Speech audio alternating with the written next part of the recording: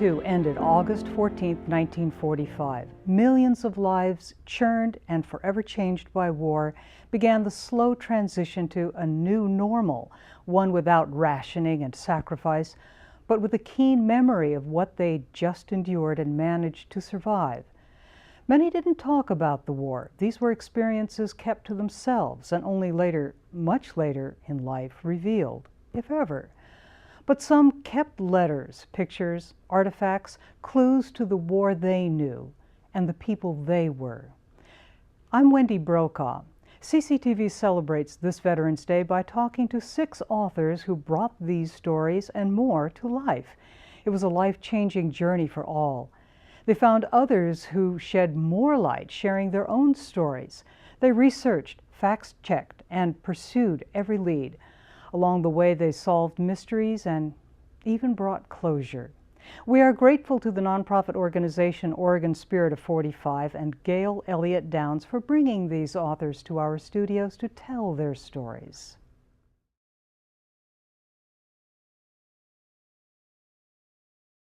Joy A. Beevy was born in Kent, England, and lived in the outskirts of London during World War II. She married Carl from here in Salem, an American serving in the U.S. Army Signal Corps in England. And at the end of the war, you emigrated back to Oregon in 1948. You are a retired business owner, worldwide traveler, community volunteer with 4 children, 4 grandchildren, 10 great-grandchildren, and you are currently the host of Salem's Accent Club, love the name, as well as the War Bride Club, 66 years, and celebrates the annual reunion of her fellow war brides. Thank you so much for being with us today. What a story. And I just have to ask you, how did your project get going? What caused you to write this into a book like this? Well, my children would always say, what was it like in the war? What did you do when you grew up? And all that sort of thing. And after my husband died, they gave me a computer, and it's really more of a glorified typewriter for me. I'm not conversant with all the things it will do. But anyway, I started to write little stories for them, and then I decided I would put them together. They had no idea I was doing it. I had the book published in 2012 and sent each one of them and my family that's still in England a copy for my wedding anniversary, which is the 28th of April, 1945. And they were all so surprised to receive it. And from there, it has, it has made great strides. I'm sure your family sees you in an entirely new light now that you have put all of this, your entire large extended family. Well, it's been very, very good for me because I've often regretted that I didn't become a scientist. I lived close to Burroughs Wellcome, a big place that made chemicals and stuff like that. And that was my dream. But as I said, my father died during the war, and so my mother was widowed and had me and 2 smaller sons to look after, so I just never could go. I went to work for an income tax office so that I could not be, I would not be conscripted, because women were called up during World War II, and if you didn't have a job that they thought was good for the war, then you they called you up for the army. May I read a little bit from your book here? When planes coming from Germany or France met with anti-aircraft fire from our defending guns or battled with Spitfire or Hurricane fighters, they were often shot down or damaged and would jettison their bombs. If they made it all the way to their target, they often seemed to save one last bomb for us on their way home. You lived with this. This was your life. There literally were bombs in your streets. How did you meet Carl? That We had a dance hall, and I wasn't allowed to go there until I was 18. My mother's choice, not mine. But anyway, a lot of the men from a group that was stationed near my house would go to the dance hall. Mm. And one evening, the men came in, and they had another man with them that I'd never seen before. And they said, "We want to introduce you to this man. This is Carl," and that. Well, it turned out he didn't dance, he didn't drink, he was very religious, and so we didn't talk much, and I just wandered off and went with friends. But he started coming almost every night that he could get off, and he would just stand in the doorway there. He'd say, "Hello, Joy," and that was about it. Well, finally, he talked me into going for a walk with him. And we walked out of the area where the dance hall was to a pub across the street that had one of these claw things in, you put in a coin and the claw picks up something. And we played with that for a while. Then we went back to the dance hall, and I danced again with somebody else, and he wandered off. But finally, he talked me into letting him walk me home. And it wasn't long before I took him to my house, and my mother and my brothers just adored him. So everything just worked out well. He started to bring us stuff that he could get from the cook at the American stuff that was there. He brought us peanut butter, and we had no idea what peanut butter was. But my mother was very hesitant about using it, but she ended up enjoying it. Well, I have to say that what he did during the war years was pretty impressive. With his job, what was it? No, he was what we now call a code breaker.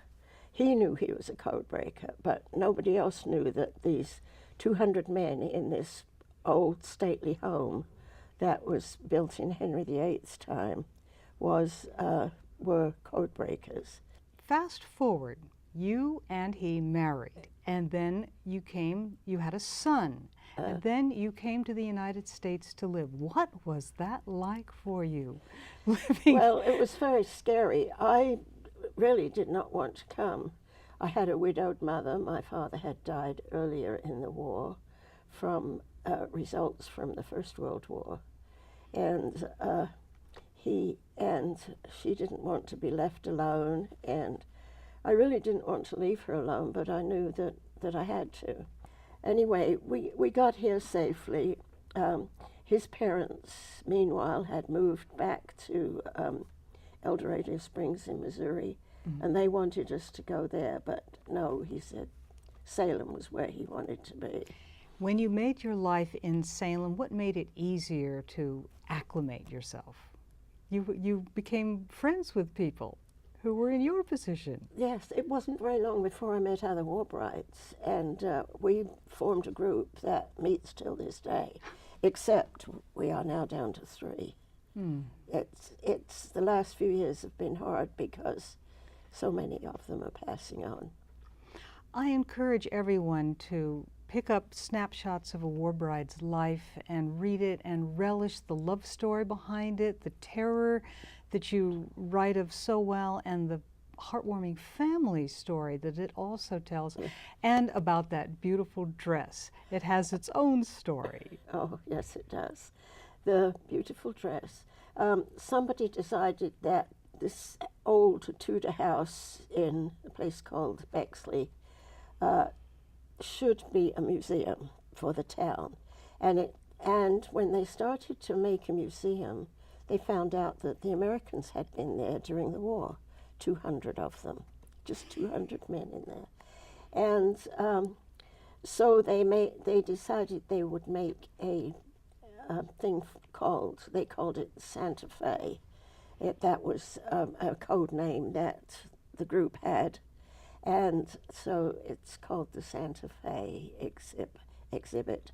And it's got all the soldiers' names that were there. It's got a lot of the machines, code breaking machines that they used. And it's got a lot of little personal things. And it has my wedding dress there. More information that people didn't know and don't know now and will know. Thank you so much for joining us today. Snapshots of a War Bride's Life, Joy A. Beebe. Thank you for joining us today. Thank you for asking me.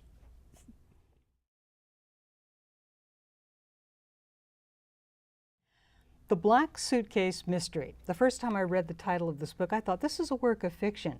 It turns out that it is a true story. It's a mystery story solved in part with the help of some fifth grade students. Oh, I just love this story. Gail Elliott Downs, you have written this book, A World War II Remembrance, and the Black Suitcase is with us today. I cannot believe this. I inherited the suitcase of letters. It was a way to keep the treasures of a mother collects from her children. Started out with photographs. When her son George was 8 years old, he was sent to live with his grandparents because Hazel developed tuberculosis in 1930. Dad was a big band musician and couldn't take care of the little boy. So George goes to New Hampshire. He sees his mother again not until 1942, August of 42, he joins the Army Air Corps. So we've got childhood letters starting when he's eight years old, and they go through the war years. He marries his childhood sweetheart, Wanda, so that is their wedding portrait. Tragically, he's killed on his 50th mission. If he had successfully finished that, he would have come back to the States. So the little suitcase, other than being a treasure chest of his life, is also a time capsule of his life, from the birth announcement to the final letter that Wanda writes in 1946, saying exactly where he's buried. So the suitcase gets closed in 1946. My great aunt died in 79. I took possession of the suitcase in 83, put it in my closet, didn't know what to do with it. Fast forward to 1991. I'm a first-year school librarian in Brentwood, Missouri, a little small community. And the fifth grade teacher wanted to get her kids going to genealogy. And I said, well, I've got this little suitcase of old letters. Maybe we could put together the story of this family based on the letters. It's the students that named it. When I introduced the suitcase and told them what we were going to do, they said, oh, it's like a mystery. And we went on through then. Not only did we read the letters and find the story, I was teaching in St. Louis, and in the suitcase is a newspaper clipping from an episode with the plane. The pilot's from New York, but the co-pilot, according to this, was St. Louis. And I'm teaching in St. Louis area, so we checked the phone book. The family was still there. The wife said, come over, maybe I have something to help you with your project. And she gave me the exact same photograph, except from a St. Louis newspaper rather than a New York newspaper. And she says, our second child is named after the pilot. Would you like his address? So before school ended that first year, our fifth graders wrote a letter to him asking all about George and the episodes in the war and how he was killed. And he responded. That was in May of '91. The 50th anniversary of Pearl Harbor was coming up December of '91, and I proposed to the principal and the fifth grade teacher to go on and do something to honor and commemorate the 50th anniversary of Pearl Harbor. Our school superintendent was also a military colonel. He'd been activated during Desert Storm. He supported the project. We had the pilot from the plane come from North Carolina. He joined us. After we came back from the holiday vacation, the kids said, do you suppose we can find Wanda?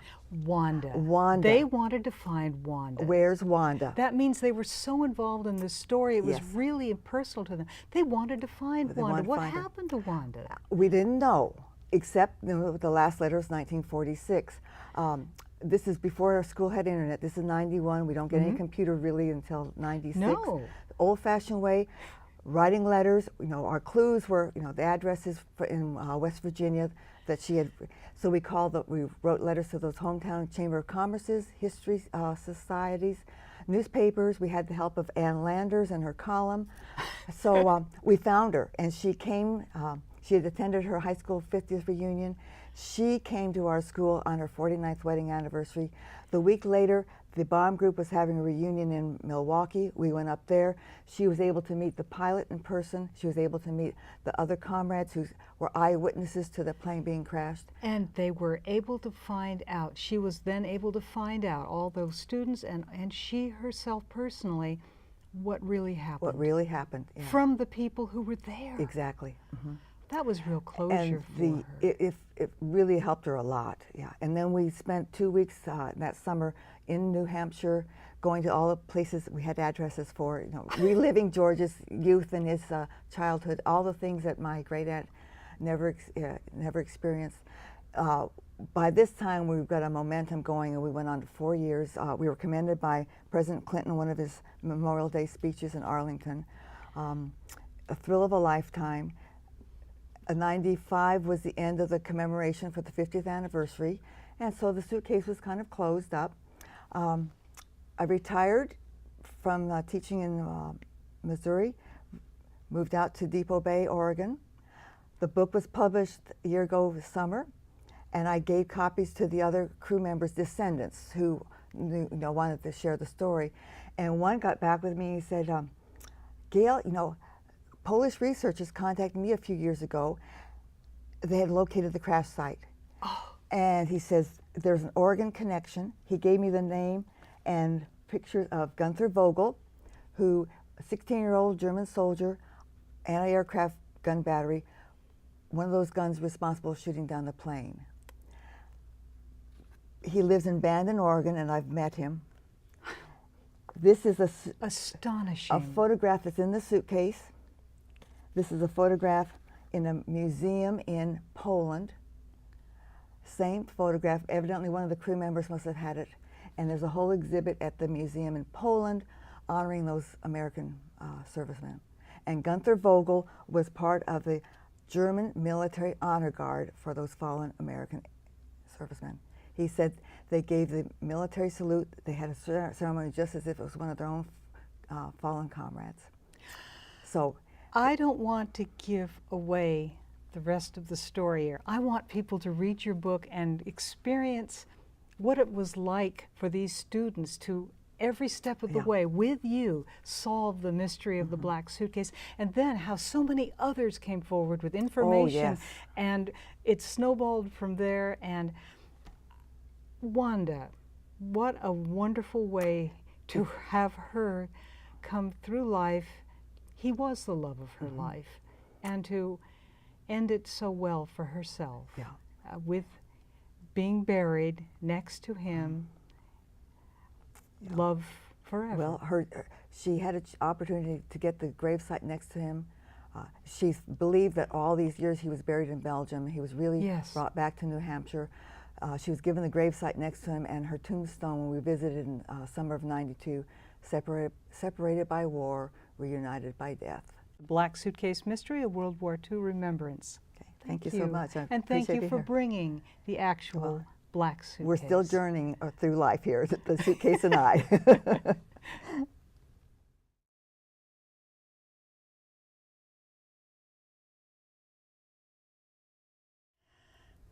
Sketches of a Black Cat. I love the title. Love the picture of your dad. Ron Miner has written a wonderful story here, a story of a night-flying World War II pilot and artist. And I have to ask you, it's gone through a few iterations, this book, as you've gotten more information. We're going to get around to that. But in the beginning, like so many dads, your dad didn't talk about his war experience. That's true, he did not. And I think our family was pretty typical for 4 kids. None of us really asked the questions that we probably should have, and when he passed away at 92, I kind of believed I might have lost that chance forever to find out about this very important part of his life. Didn't he give a hint or two early in your life, when you were about 10? He did, and in fact, the first memories I have of that would probably be a little earlier than that, but maybe 6 or 7. He had taken me over to a file cabinet in our basement and pulled from it an old manila folder, and inside were all these wonderful images of planes and soldiers and jungles that were exciting stuff for a kid, you know. And I would sneak down there with friends at times, and we'd go through it. And one day I went down and the cabinet was locked, and I didn't see him again as a young man. And you had a similar experience later on in life that kind of reminded you of that. You know, your brother.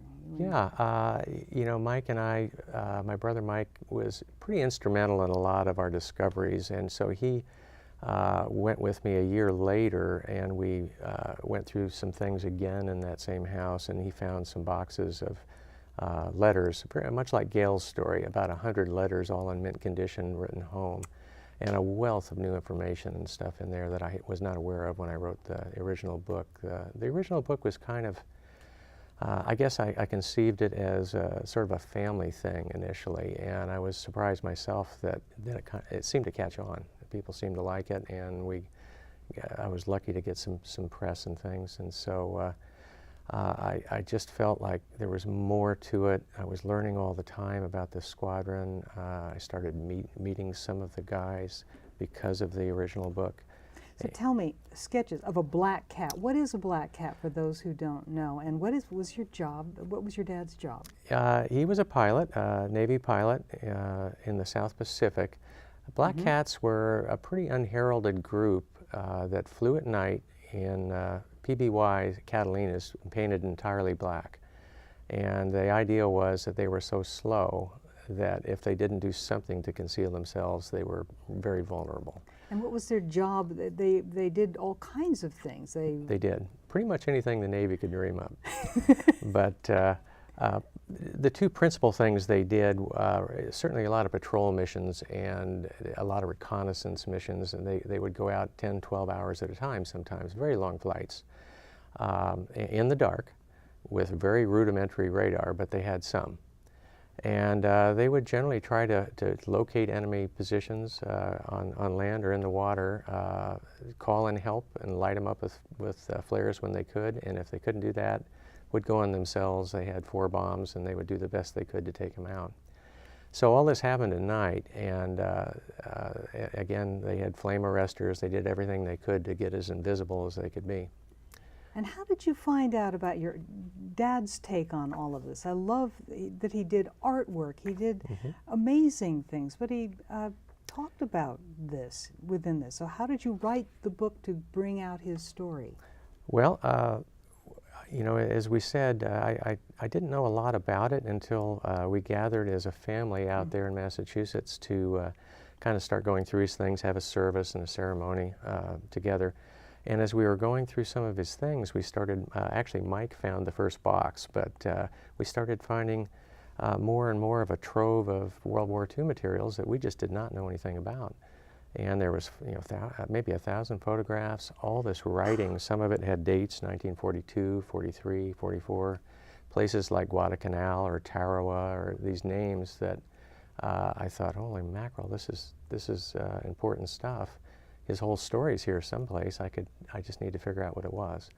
And the keepsakes of every kind, scrapbooks, 70 years old, most of this stuff. So it was a phenomenal find, and there was enough of his writing there that I felt I could do something with the artwork and a story and bring them both together. You brought some artwork with you. Tell me about this. Yeah, he did a combination of watercolors and pencil sketches in between missions, and they had a lot of downtime out there in between missions, you know, and they would get into Navy mischief and trouble, and maybe found a few beer bottles from time to time, but he also found some time to do a lot of writing and sketching, and so that's how I was fortunate enough to find out all this. Can you imagine what it must have been like having moments of all this boredom and downtime, and then just absolute terror, some of which he writes about? You're amazing. It's amazing when I read it that he made it back. I kind of feel the same way, and in fact, one of the most dangerous aspects was, in addition to the night flight, was the rescue missions that they did. The second tour was primarily rescue. The whole effort had moved so far north that they flew mostly in the daylight now, and a lot of our pilots were, making major attacks, and they would lose planes, and PBYs and Catalinas, would come in and were responsible for being that safety net for those guys. And landing at sea was not an easy business. No. No. And I understand that that type of PBY is still in use today after all these A little bit, yeah. Not as much as a few firefighters out there still use them, but I think there's somewhere around 10 or 11 in flyable condition, so there's not many. So how did this finally involve other people and get you to rewrite the book? Well, I was very fortunate to have at my very first book signing an individual named Alex Catlow, and he walked up to me with a veteran's cap on and a cane and a book under his arm. And within a few moments, he smiled and just turned around and showed me on his back the logo my father had designed for the squadron on his jacket. And he lived here right in Salem. I mean, who would have ever guessed? So he was instrumental in pointing us at a whole bunch of other guys, and I found one in San Francisco, one in Washington, one in Medford, another one that I just visited, 100-year-old Bob Pinkney down in Yountville. We went to a winery together. He can still go up and down stairs. I love it. And you made a point of trying to tell me if you had anything you could tell people today about getting these stories, what would it be? Well, it's just so important to, and I think everybody among us would agree that the stories are just leaving us so fast. We're losing these veterans at 400 or 500 a day. And so if you're lucky enough to have a loved one that's still alive and, a survivor, if you can, in a gentle way, to ask a question or two and see if they're, I've found most of these guys pretty forthcoming at this time in their lives. They sort of have gotten to a point now where they feel like there's a legacy there that they would like to share. So I would encourage you to try to get the ball rolling a little bit, see if you maybe get lucky like some of us have, and find this wonderful story, because those legacies are going away. Well, I have to, a small bit of a confession here. Okay. After I read this and read his words and read your beautifully interwoven tale with his, I kind of fell in love with the guy. He's a handsome what devil, a isn't he? character, what a guy, and what a brave person, and just extraordinary under the circumstances to do what he did and leave that treasure trove as you described it. Yes. Sketches of a Black Cat. Ron Miner, thank you for joining us. Thank you very much.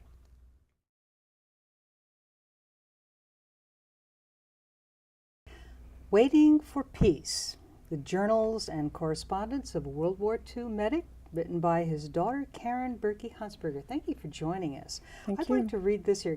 Combat medic Richard Berkey's compelling true story is told through hundreds of original sources, including his war journal and his letters to and from home.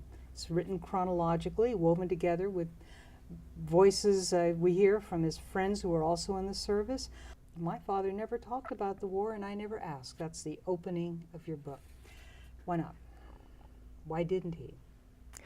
I think he didn't talk about it because he wanted to put all that in the past and go ahead and enjoy life. You really see who he is through his writing in the journal, in the book, that he just was a lover of nature and beauty. He could see beauty where there was hideous war going on.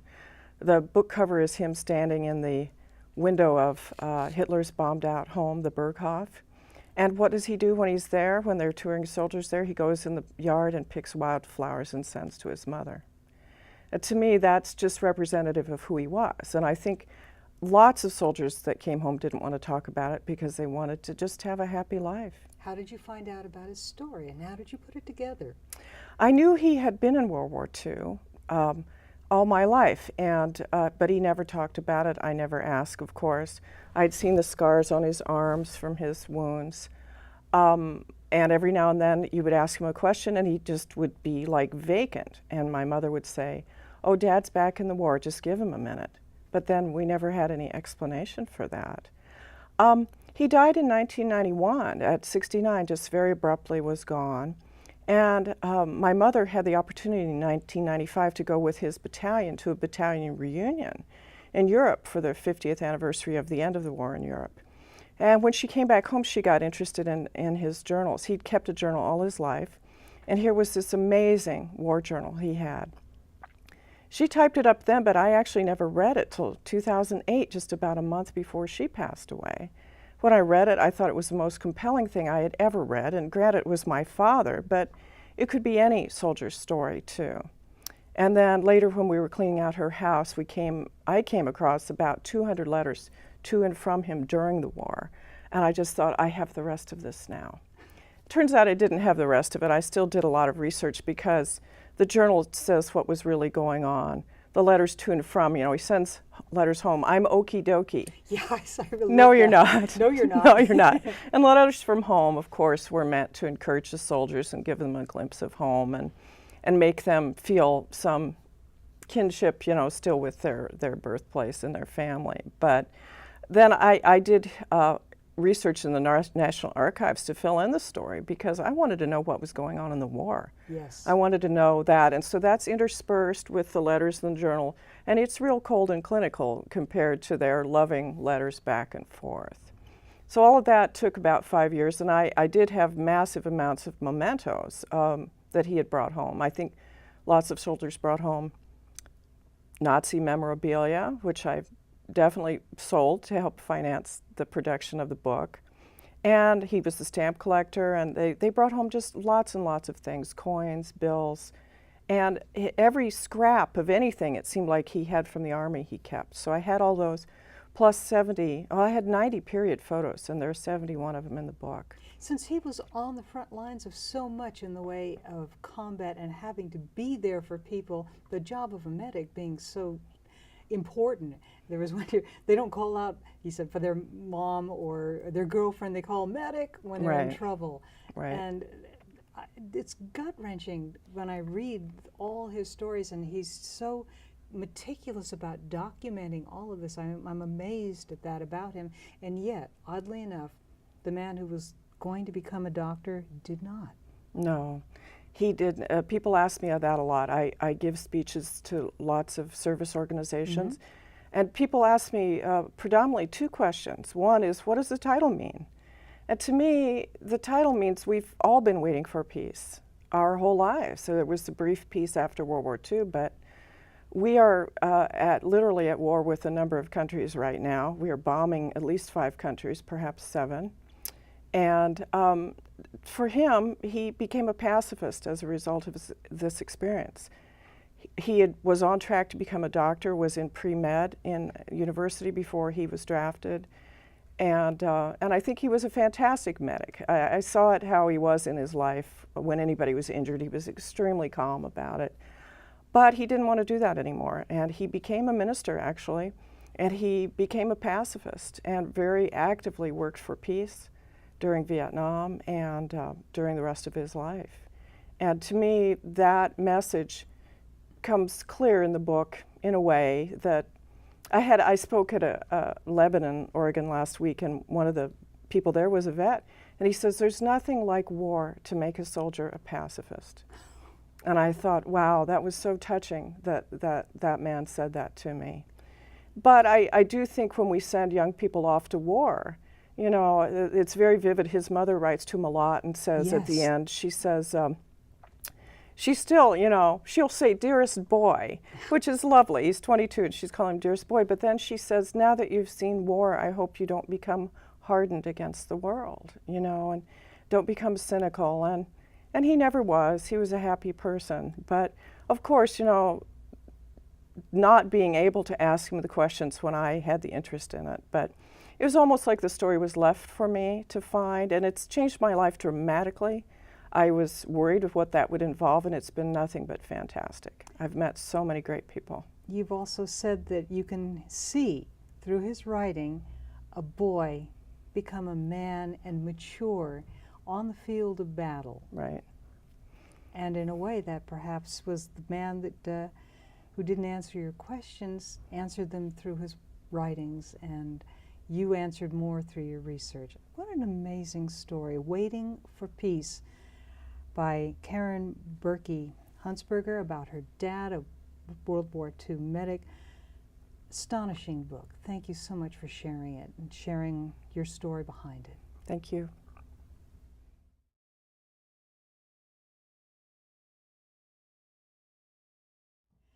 Camp Adair by John H. Baker. Hello, thank you for joining us. I'm happy to be here. The story of a World War II cantonment. What is a cantonment? Well, the definition, I think, is temporary encampment or something like that, although a lot of cantonments became permanent camps, given some of the stories we've heard today. Well, Camp Adair sort of sprang up during the war. I just love your story, how you paint a picture of how this wonderful rural area near Corvallis, 65,000 acres, overnight became the second biggest city in Oregon.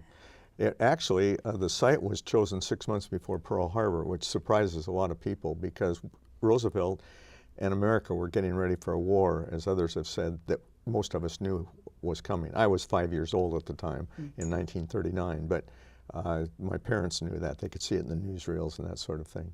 Well, out of out of nothing came something, and you wrote a book about it. What on earth caused you to write it? I was driving home from Portland, and I was going by Philomath, and there's a nice Benton County Museum there, and there was, on the reader board, it said Camp Adair exhibit. And my dad had been on the construction crew of Camp Adair. And so we knew about Camp Adair, and then during the war we had driven by it and we saw the bayonet practicing, and we saw the Army trucks and the trains bringing materials there. And so I went in to see the exhibit, and the curator, Judy Juntunen, said, well, I see you're interested in this. What's your connection? She asked the kind of questions you're asking. And I said, well, my dad worked there. And she said, well, do you do any writing? Because there's no book, really a definitive book about Camp Adair. There are a lot of materials and things. And I said, yeah, I've done some publishing and that sort of thing. And she said, well, we've got a lot of materials here. And I didn't even realize there were pictures around and things like that. I was really naive about it. So anyway, I made an appointment, came back, and she showed me the archives that they had. And so I said, well, I'm going to have to meet some people. And she said, here's a start for you. And it was one of the war brides, met her husband at Camp Adair. And so I went to interview her, and by the time I was done, I'd interviewed over 100 people, and many of them became fast friends. And so it was just a labor of love and joy, but I had a deep appreciation for what they'd been through. One thing that really hits me about it is I drive by the site, which there's a marker there, and 4 divisions trained there, and there were about 130,000 people eventually got trained there. Salem was only about 38,000, 39,000 at the start of the war, and Camp Adair quickly became a city of like 4,200, something like that. But when I drive by there, I know what happened to those 4 divisions, and of the people that trained in little old peaceful Willamette Valley, 30,000 of them became casualties in the war zones. 7,000 killed in action and 23,000 wounded in action. Because of their contribution to us and the war effort, actually. So quite a story. Tell me about the building of Camp Adair, because when you think how it was flung up in what, 5 months, you say? It was flung up in 5 months, and it was dismantled in about 3 years after the war. It's a ghost Surplus town, stuff, right. yeah, and it's a ghost and town now. It had a kind of a post-war, Cold War history, which we will get into if Yeah, we have right. time. But I just could not believe how quickly it was built. And for those soldiers who went there to train, this was no ordinary training. They stayed, what, about a year, each of these? Some of them were there a year. They left, for maneuvers and things like that, and then came back. And other people from other camps, like Camp White or Camp Abbott, came over to train at Camp Adair. So there was and Fort Lewis sent people down. And this whole area was supposed to, it even had built there, among the usual things that you would expect, a huge bakery to, 40,000 loaves a day. 40,000 loaves a day, yeah, that's an army marches on its stomach, as they say. But room for entertainment, but also a German village. Prisoners were there. Well, there was a German village for combat training. Yeah. But there were also German prisoners there towards the end of the war. Yeah. And I picked beans with German prisoners because I was on a bean picking platoon. And so they would tell us in broken English, and they liked to talk with us when we were allowed to talk to them.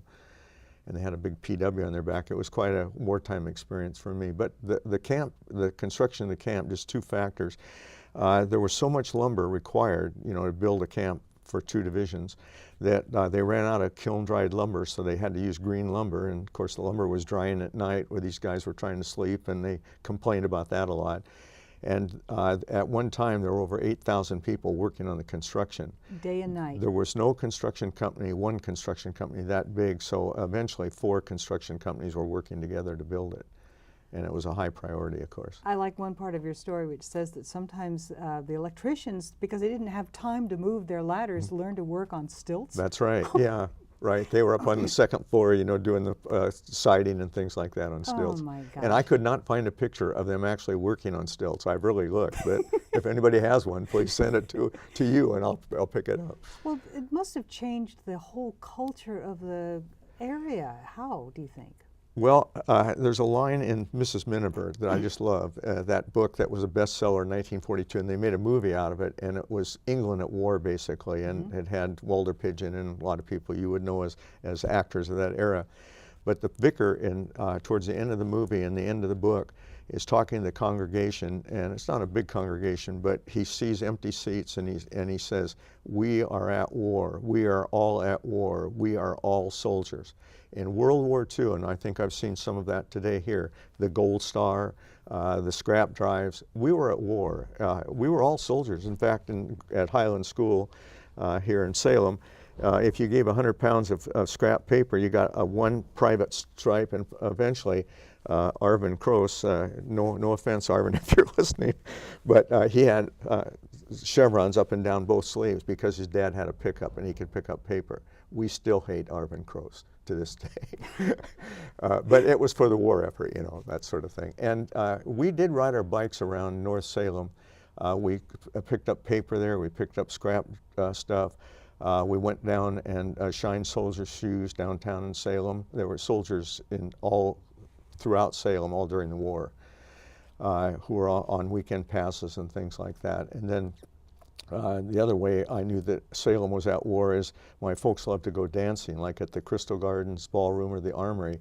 And almost every Saturday night they went dancing. They would bring 3 or 4 soldiers home that were at the dance but didn't have any place to stay. My folks were both good cooks, so the next day they'd fix them a nice meal.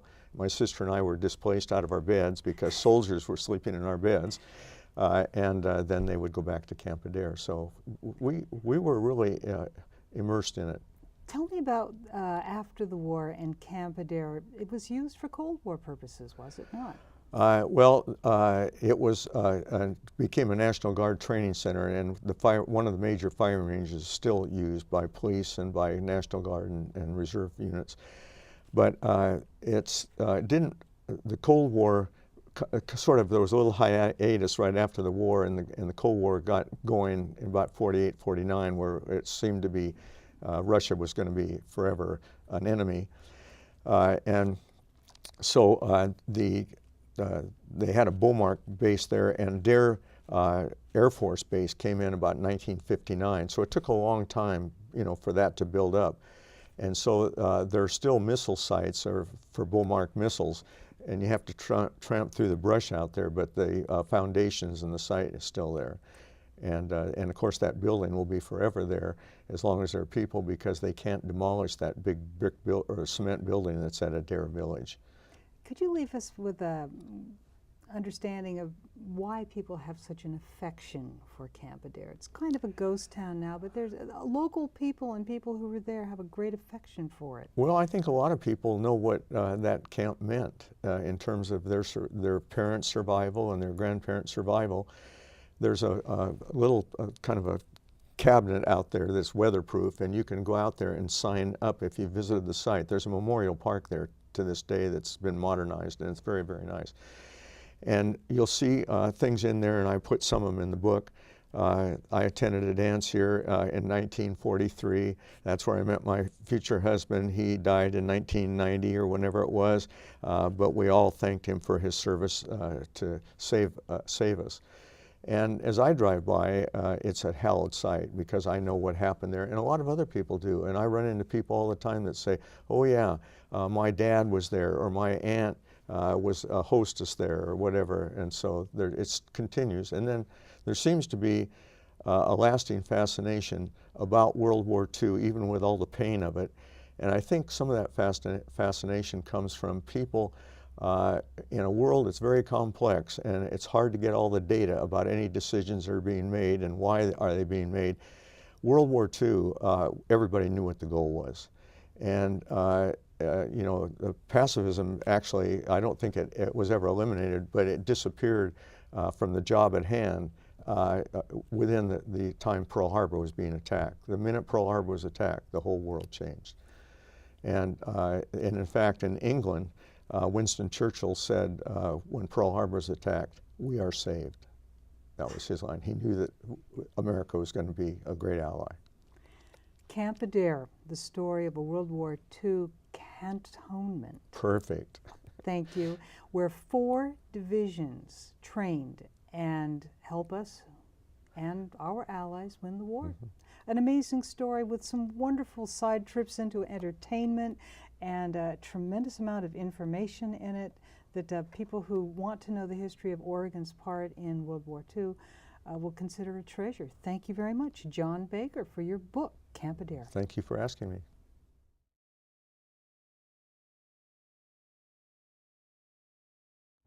I'm sitting here with a treasure trove of things that are wartime mementos, and the author of the book and the story behind all of this, Michael Pungerkar, The Promise Kept, the story of your dad.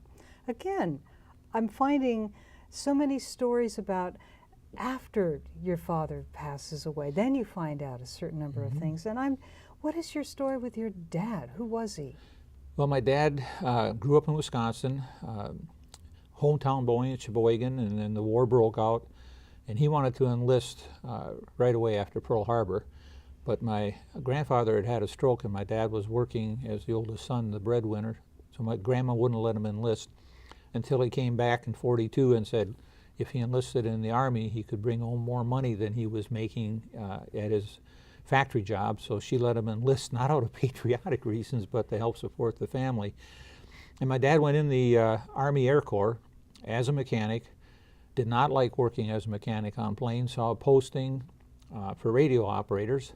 And this was a man that dropped out of school his sophomore year in high school to go support the family during the Depression. Went through 16-week class in Scottsfield, Illinois, and learned how to become a radio operator. And that included learning the radio repairs, the radio codes, Morse code. He was assigned to a B-17 crew. They did their flight training in Louisiana. Was shipped overseas, got to fly the polar route, going up through Iceland and into Wales. Was put on a train with his group and assigned to the 91st Bomb Group, 8th Air Force. He was stationed in Bassingbourn, England. And he ended up flying 30 combat missions over Germany. And he was wounded as well. He wasn't wounded per se. He probably could have gotten the Purple Heart, but he was hit by a piece of flak on one mission and ended up with a real bad bruised ribs and stuff along the under the arm in the armpit area. Matter of fact, I think we have that here. That is the piece of flak that hit him. If it would have been a direct shot through the plane, he probably would have been killed instantly. But it either ricocheted or was somewhat spent. It almost knocked him out. And he said he couldn't raise his arm for almost 2 weeks because of the bruising and stuff. But if that had been a direct hit, I wouldn't be here talking with you today. Tell me about the other things in this particular box. Well, when he passed away and we were cleaning out his attic, a lot of this material, which we thought had been lost years before, turned up in an old suitcase, a little heavy cardboard suitcase with leather strapping around it. We opened it up. And inside that suitcase, there was like a candy tin. When I opened it up, there was his dog tags, his wings, his air medal, the piece of flak, black and white pictures. In the suitcase itself was a bunch of papers from World War II. That's my dad's air medal. Airmen that flew got that air medal after 5 combat missions. My dad ended up with 6 oak leaf clusters for the ribbon on that air medal, one for each 5 missions for his 30 missions. And what about the picture that you brought? This is a picture of my dad with his crew when they got to England, and they're under the nose of a plane that they got to name. It was a brand new B-17, and his plane, his crew named it Peace or Bust. And my dad is in the back row, second from the left, the short guy in the back row.